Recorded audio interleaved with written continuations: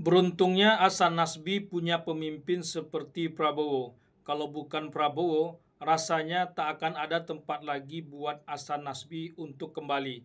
Setelah video hari terakhir ngantornya itu ditayangkan, maka itu benar-benar akan menjadi hari terakhir seorang Hasan Nasbi bersama Prabowo. Kemampuannya sudah tidak sejalan dengan masalah yang muncul. Menepi adalah pilihan yang terbaik. Tapi semua berubah di tangan pemimpin seperti Prabowo. Prabowo menepuk-nepuk punggung Hasan Nasbi, memberikan penguatan. Hasan Nasbi luluh dan menarik lagi kata-katanya. Ia mengaku orang yang tahu diri, tapi juga orang yang loyal. Memang itu bukanlah dua sifat yang bertentangan, tapi rasanya sulit kalau pemimpinnya bukan orang seperti Prabowo. Saya baru bertugas hari ini. Jadi kemarin saya ikut rapat kabinet. Hari ini saya mulai ngantor lagi. Ya, gitu kira-kira. Hubungan tidak ada masalah. Jadi maksud saya gini, teman-teman, kemarin itu ada hal-hal yang mungkin memang tidak bisa saya atasi sama sekali. Dan ini bukan bukan kemarahan, bukan ngambek, bukan hard feeling, itu enggak. Jadi kita kan memang harus tahu aja batas kita sampai di mana untuk melakukan ini. Tapi dari Bapak Mensesnek dan Bapak Seskap kemudian menyatakan bahwa hal-hal yang kemarin kemudian tidak bisa diatasi, beliau berdua akan bantu mengatasinya. Saya kan loyal sama Presiden. Jadi tahu diri itu bukan sesuatu yang bertentangan dengan loyalitas kan.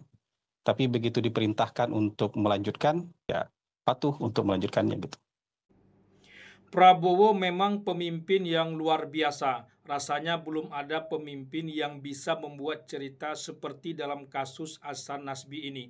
Seorang bawahan yang sudah patah hati, balik badan dan mau pergi, tapi bisa dengan mudah balik lagi ke tempatnya semula. Hati yang patah bisa disambungkan lagi, itu bukanlah persoalan mudah. Dokter spesialis terhebat sekalipun tak akan bisa menyambungkan hati yang patah. Entah kata-kata puitis semacam apa yang digunakan Prabowo buat meluluhkan hati seorang Hasan Nasbi sehingga bisa kembali lagi ke tempatnya semula tanpa merasa ada sesuatu yang janggal. Ingat, kepala PCO itu bukan posisi sosial yang tanpa pamrih. Selain jabatan mentereng, kepala PCO itu diperebutkan banyak orang, termasuk orang di lingkaran dalam Prabowo itu sendiri.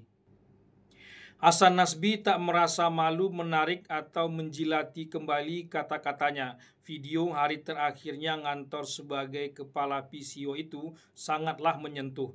Menangis kita dibuatnya. Kisah dari orang-orang yang terbuang selalu menyentuh hati. Merasa terbuang, bukannya dibuang. Itulah agaknya yang diyakinkan seorang Prabowo dan membuat Hasan Nasbi luluh dan mantap lagi untuk kembali. Pastilah bukan karena tak ada pengganti Hasan Nasbi, yang menggantikan sangatlah banyak. Yang lebih hebat dan jago dibandingkan Hasan Nasbi juga sangat banyak. Tapi persis sama dengan Hasan Nasbi, itulah yang sangat sulit. Hanya seorang Hasan Nasbi yang bisa. Tak ada penggantinya. Sejarahnya, konsistensinya, kebersamaannya, pembelaannya, dan lain-lain. Itulah yang sungguh-sungguh ingin dipertahankan seorang Prabowo. Hasan Nasbi sudah membuktikan bahwa jabatan ada di tangannya, bukan di hatinya. Ia lulus ujian kehidupan yang cukup penting. Bisa jadi Prabowo luluh karena itu juga, sehingga mempertahankan Hasan Nasbi. Jarang juga orang yang seperti Hasan Nasbi itu. Banyak orang kadang tidak tahu diri, sudah jelas tak mampu, masih saja merasa mampu, dan tak mau bergeser sedikit pun, apalagi mundur. Bergeser saja tak mau, apalagi mundur. Jadi baik Hasan Nasbi maupun Prabowo sama-sama punya sisi baik yang layak untuk dicontoh. Wajar saja Hasan Nasbi mau kembali lagi dengan ringan ke posisinya semula tanpa merasa malu.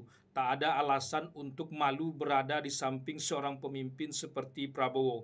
Yang ada justru kebanggaan, dihargai dan dinomorsatukan.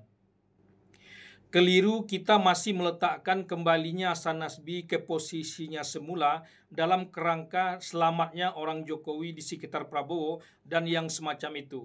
Ini bukan lagi urusan orang-orang Jokowi atau Prabowo atau suksesnya orang-orang kritis pada pemerintahan untuk mendongkel Hasan Nasbi. Ini jauh lebih dalam atau personal dari semua itu.